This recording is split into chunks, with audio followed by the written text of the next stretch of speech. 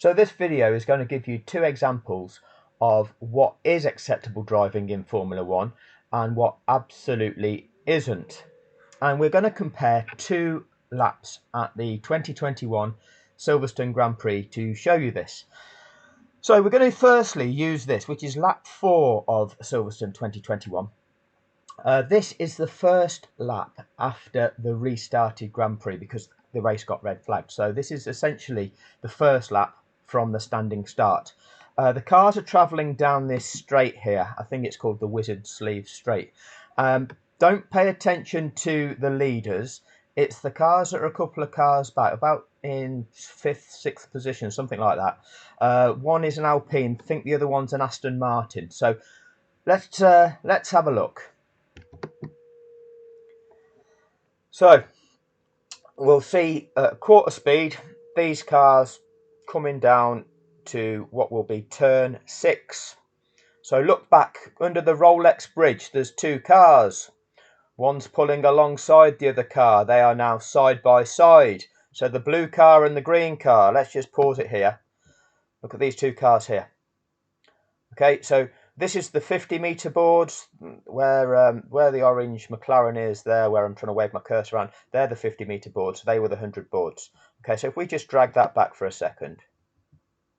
Okay, at the 150-meter boards, they're about side by side.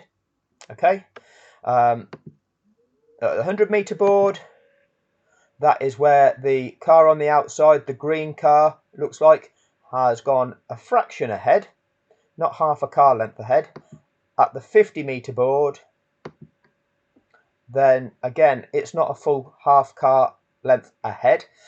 So we're now coming into the corner, okay, and you'll see the corner come around. There will be two orange markers on the inside of this corner. This is the curbing, okay. Let's be clear about terminology. Apex is about the midpoint of the corner, okay, where you kind of ideally want to kiss the edge of the track and then kind of sweep out of that section.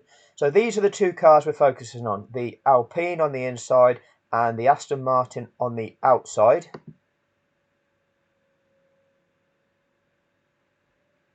You see the Alpine is taking a tight line in. The Aston Martin is leaving space between itself and the Alpine. The Aston Martin has not cut across to try and hit this curbing himself. Okay. Look at the gap between the two cars as they come round. Here are the two ready orange markers that I'm talking about. Look at the lines being taken by the competitors. Okay. Look again. Car on the inside is hugging the white line there. This car here is maintaining a distance between the two cars. Okay, at the point in time where it's the orange markers or red markers, look at the status of the two cars. The car on the inside is holding a tight line around that curve. The car on the outside is running the equivalent line. It's like two train tracks running parallel with one another. Okay, and then as we come out of this curve, look at the lines being taken.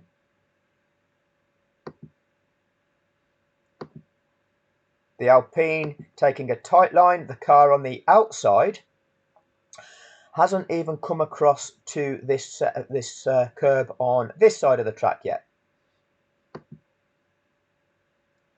And the Aston Martin performs the overtake around the outside. Okay, was never fully half a car length ahead. But the car on the inside respected the fact that he had a fellow competitor on his outside and therefore took a tight line, allowed his fellow competitor space on that track. As we continue forward, the Alpine is now the car on the outside, carries extra speed because it's taking a wider curve. Look at this, they are getting quite close now. However, a gap is maintained.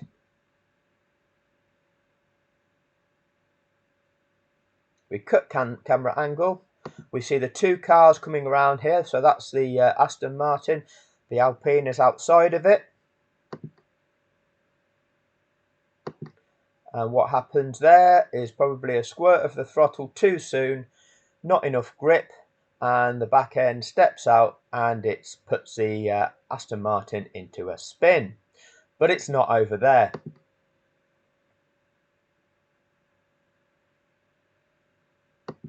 Because for the Alpine then sets up the McLaren, has the McLaren in its sights. So we'll carry on watching what the Alpine of Alonso does to the McLaren.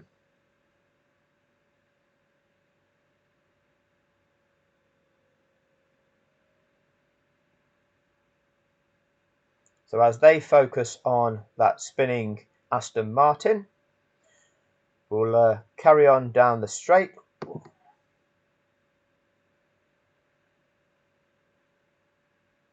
And we pick up this camera angle. And back here, what has happened before you see this is the Alpine of Alonso. He's sold him a slight dummy. He's put a steering input in to make it look like he was going to go for the inside line. The McLaren has fallen for it, so he's moved over to cover it. And then Alonso has then decided to come up the outside. You won't see that, but when you see the in-car footage, that's what you see. So now we've got two cars coming along here towards Copse. There they are. And the car on the outside leaves space for the car on the inside. Takes a wide line, make sure it doesn't interfere with the line that the car on the inside wants to take. Okay, didn't force it anywhere along the track, just sold it one dummy, and then that was it. But because he's carrying in the extra speed, or for whatever reason, the Alpine cannot keep on track, goes off the track here, and then when he rejoins, realizes that that overtaking maneuver it just performed, it could only do so by leaving the track, hence it gave the place back. Okay, so that was that one. And now we'll look at the other comparative lap. Okay, same Grand Prix, same straight. They show you it from different camera angles though this time round, but this is lap 1. So let's have a look.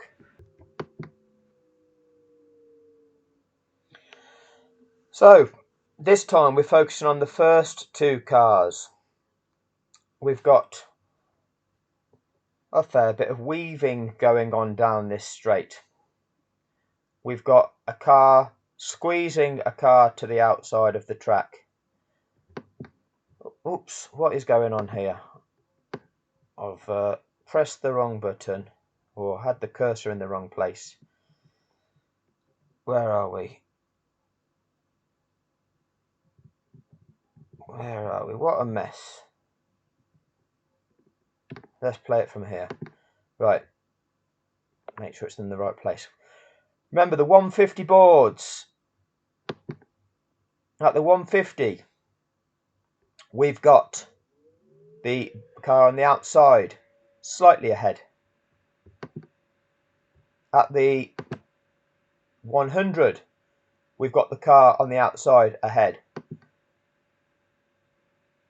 At the 50, we've got the car on the outside at least half a car length ahead. It looks like the rear wheels are level with the front wheels at that point. The car on the outside is ahead.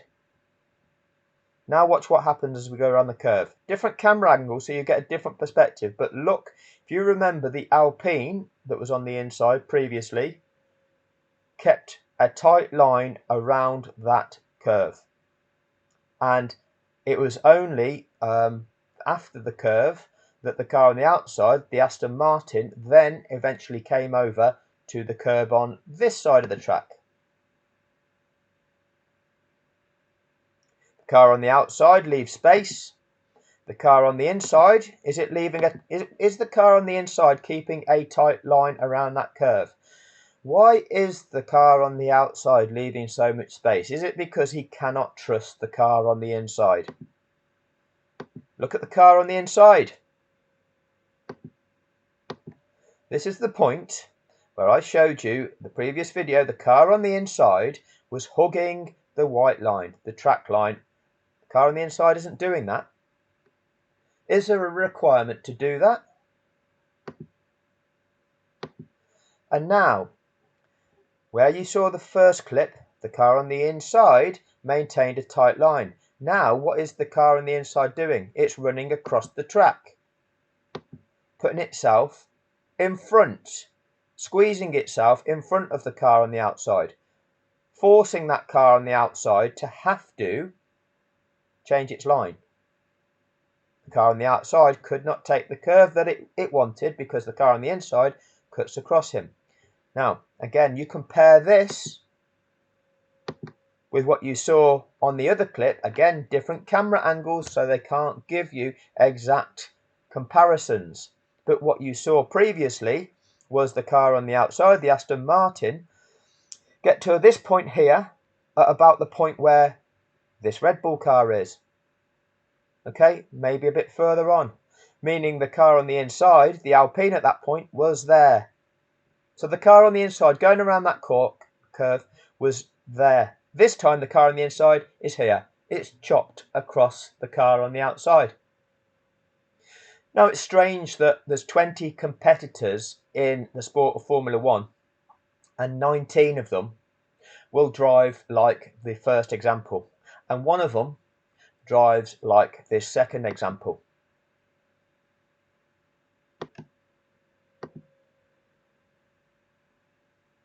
And the commentators, they will talk about this as if it's a special way of driving. It is uncompromising. It is elbows out. It's argy-bargy. It's carrying so much extra speed. It's understeer, understeer, understeer. It's aggressive.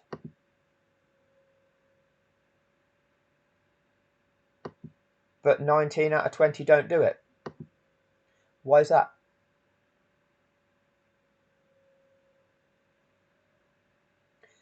Well, one of them reasons is you're driving round at speeds of in excess of 200 miles an hour, and therefore you have to trust those around you that are also driving around at speeds in excess of 200 miles an hour.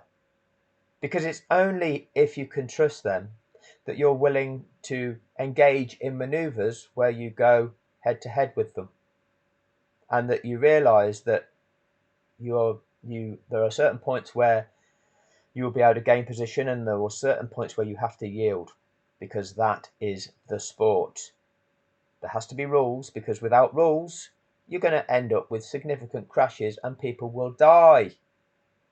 But those rules are to be respected by all.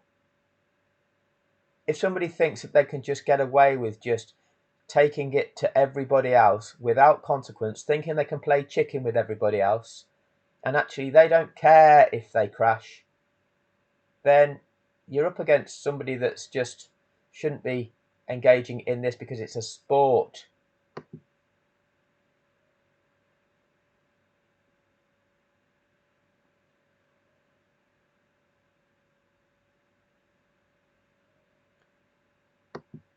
Strange how the sport, its camera crews, want to show you different angles, different versions of what is the same thing. So this is how they showed you it on lap 1, and you go back to lap 4 and show you what they showed you there. So what have we seen there? We've seen a driver, the driver on the outside push the driver to the inside. See, before the previous day, the car in second, he'd done what Alonso had done. He'd put the dummy in, sent this lead car into the inside to defend from the inside, and decided to come around the outside. But the previous day, the car on the inside sent it through that corner and didn't slow down for the car on the outside. So today, rather than do that, he sent the initial dummy, making him defend, and then he went again to the inside, taking the inside himself. But when he's on the outside, the car that's now on the outside doesn't yield again. And what you can't see from that angle is the fact that this car, this Red Bull car, has actually chopped across the line of the black car, the Mercedes car, rather than leave that car sufficient room to make it around that corner, in the same way that that black car left room around turn 6 for that car on its inside. As I say, one car out of 20 drives like that. 19 of them don't. When you drive like a Charlie Uniform November Tango, it is no wonder that people don't like it. Anyway, hopefully this has been educational for a few. See you next time.